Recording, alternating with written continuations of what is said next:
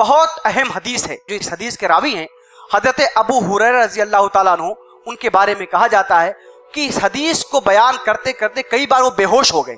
حضرت امیر معاویہ کے بارے میں آتا ہے کہ جب انہوں نے اس حدیث کو سنا تو اتنا روئے کہ بے حال ہو گئے۔ آپ دیکھیے اس حدیث میں بڑے بڑے اعمال کا ذکر کیا گیا ہے، بڑی بڑی دینی خدمتوں کا ذکر کیا گیا ہے، شہید کا ذکر کیا گیا، شہادت، اللہ کے راستے میں جان کو قربان کر دینا، عالم، بہت علم جس کے پاس ہو اس کا ذکر کیا گیا۔ علم بہت بڑی اللہ کی نعمت ہے، مال، انفاق فی سبیل اللہ، اللہ کے راستے میں خرچ کرنا، اس کے بڑے فضائل بیان ہوئے ہیں، بہت اعلیٰ درجے کا کام ہے۔